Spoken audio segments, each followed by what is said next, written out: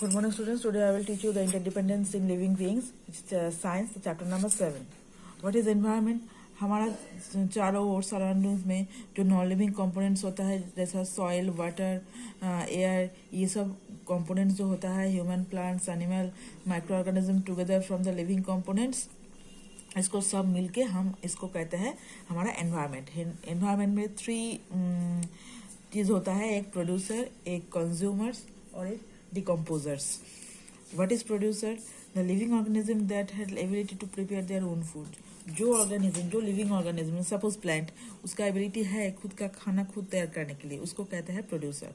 और जिस प्रोसेस में वो खाना बनाता है उसको हम कहते हैं photosynthesis. Now the consumer. Consumer are living being which cannot produce their own food. जो living being खुद का खाना खुद नहीं बना सकता है उसको हम कहते हैं consumers.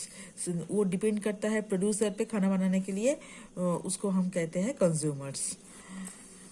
और कंज्यूमर में some types होता है like herbivores.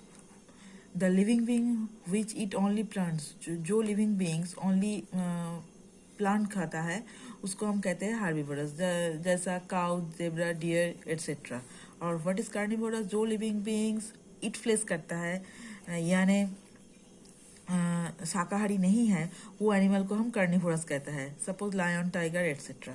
What is omnivorous? जो लिविंग बीइंग्स बोथ खाता है, प्लांट्स भी खाता है, एनिमल्स भी खाता है, उसको हम ओमनिवोरस कहता है, जैसे क्रो, शार्क, ये सब। और scavengers depend on both plants and flesh और अदर एनिमल्स। जो लिविंग बीइंग फ्लेश भी खाता है, एनिमल भी खाता है, प्लांट्स भी खाता है, but they never harm, but वो लोग कभी शिकार नहीं करते, उसको हम कहते हैं scavengers, like crows, hyenas etcetera. What is decomposer? When a plant or animal dies, vulture, crows and jackals eat the body of the animal. A remaining part is eaten by the other living organism. इसको कहते हैं decomposing. जब कोई animal मर जाता है और jackal, crow उसका बॉडी खा जाता है और उसका जो बाकी पार्ट रहता है वो कोई अदर लिविंग ऑर्गेनिज्म खाता है और वो ब्रेक डाउन होता और वो फॉल करता है, उसको हम कहते हैं डिकम्पोजिंग।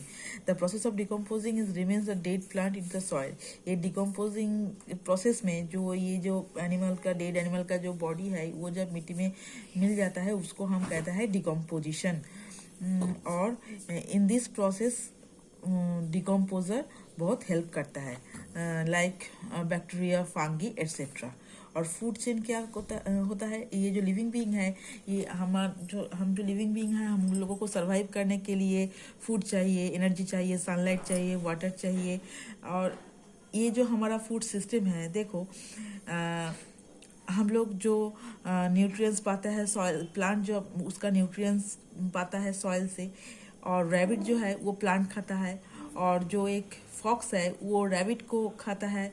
और जब the fox dies, the vulture eats the dead body, उसका डेड बॉडी वल्चर खा जाता है। Finally its remains are decompose by bacteria, और उसका जो बॉडी है वो डिकम्पोज हो जाता है बैक्टीरिया से।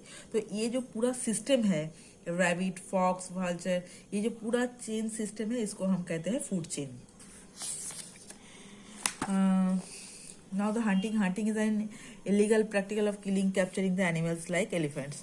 Hunting बहुत ही illegal है क्योंकि ये एनिमल का जो कैप्चरिंग होता है ये बहुत ही illegal है।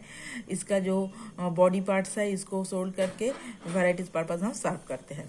और फॉरेस्ट फायर क्या होता है? Disturbing the balance of ecosystem. ये फॉरेस्ट फायर जब जंगल में जब आग लग जाता है तब ये पूरे इकोसिस्टम को इम्बैलेंस कर देता है। और sometimes human activities can also be responsible for forest fire. हम लोगों की कोई एक्टिविटी भी फॉरेस्ट फायर के लिए रिस्पॉन्सिबल होते हैं। So today up to this, thank you.